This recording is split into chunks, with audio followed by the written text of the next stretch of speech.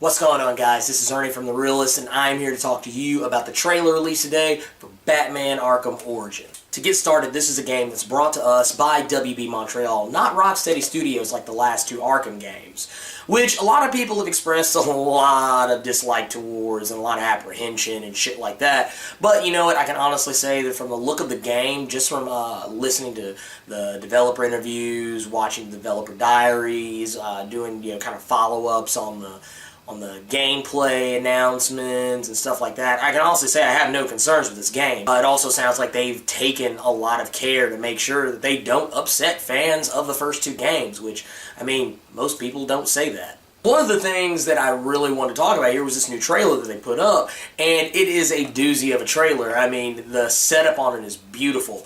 It is basically letting you know that, I mean, yeah, this is a young Batman, but he's still, and he may even be experienced, but he's still got the chops to go in there and take down the bad guys. One of the things I really liked about this is they do the introduction, the official introduction. We knew Deathstroke was in, but this is the official introduction of Deathstroke the Terminator, who is actually more of a main villain from the Green Arrow series.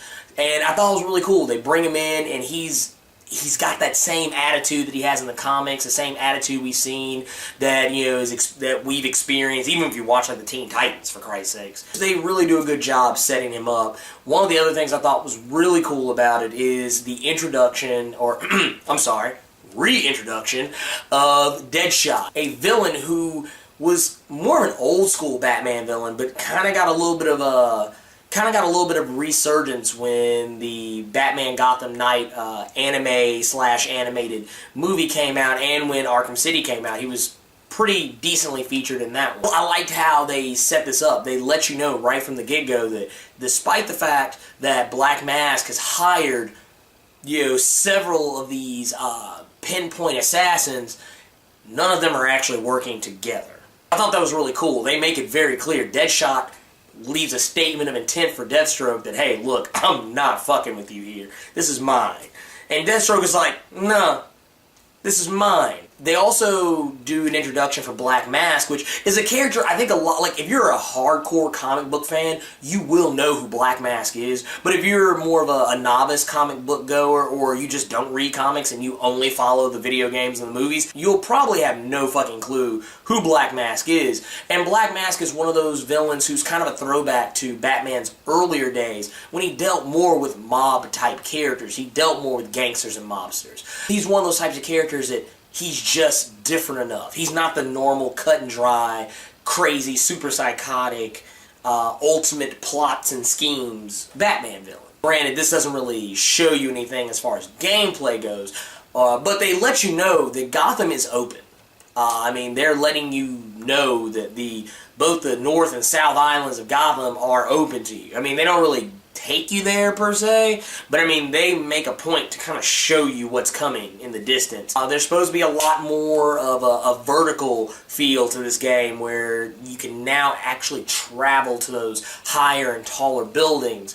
There's lots of catwalks. There's the Arkham City had a lot of lower structures. I mean, it was a very horizontal game. I mean, there were taller buildings per se, but I mean, nothing that was just going to blow your mind. Another thing I thought was pretty neat, I mean, they do show off a little bit more of the fight that we saw in the teaser last week between Batman and Deathstroke, and one of the things I thought was really cool is that they show, even though Batman is an accomplished fighter, he's having trouble with Deathstroke, and that's good because Deathstroke is the Terminator. He is the guy who comes in and specifically looks for the good guys. He wants the strongest opponents. This is a guy who's not scared to go toe-to-toe with the likes of Batman, Lobo, Superman, Wonder Woman. He does not care. He doesn't care if you have superpowers. He doesn't care if you don't. He will go after you hardcore. That's just how he is. That's how Slade Wilson rolls. One of the things I thought was really neat about this too is that they show Batman is definitely not necessarily out of his depth with his fight. They give you a pretty good idea though that, yeah, He's not the Batman that you played in Arkham City and Arkham Asylum. One of the beauties of this trailer is that they give you some pretty cool Easter eggs that I thought by the casual fan will go completely unnoticed, but if you are a hardcore comic book fan, you will see these things a mile away. When you open up the trailer, they actually take you to a place called Dixon Docks. that is a actual landmark in Gotham City, and it is a throwback to writer Chuck Dixon, who used to write for the series. Now, and that's really cool. I thought that was a really awesome thing to do. It was like, hey, it's a nice nod there. I mean, they could have actually gone with any landmark if they wanted to. They could have gone with Sionis. They could have gone with Ace Chemicals. I mean, they could have done any of them, but they picked that one. I thought that was cool. Another one that I really dug is there's a box. I don't know exactly what to call it, but I mean, it's basically in the trailer, it houses a very, very destructive bomb. Now, on the cover of this box, there's a logo that says Queen Industries. It's a little rusted out, but I mean, if you look at it really closely and like kind of zoom in the image, that's exactly what you'll see, Queen Industries. And that's actually a throwback to the Green Arrow comics. That's his company. That's the place that where he gets the funding for all his gadgets and funds the JLA and whatever else the hell it is that he does with his spare time. And I thought it was also really cool that the bullet that Deadshot fires, to presumably take out the bat, when Batman is looking at this shell casing for it has the name of a company on the very bottom called Ameritech, which is also from the DC Comics. This is a throw to the, I think it was Steel #1, where right after the death of Superman and the rise of the Superman and all the other crap, it was a place where John Henry Irons, who is Steel, works, and they are developing a gun technology where basically these are guns that fire bullets that basically turn people into piles of smoldering, burning, ash. There you go. There's no better way to put it, but it's one of those, it's not necessarily to say that any of these things have any real weight. It's just something that's really cool to see and notice. Maybe it's a nod to the fact that we might see Steel in this game. Maybe it's a nod to the fact we may see more of Green Arrow in this game. There's no telling, really.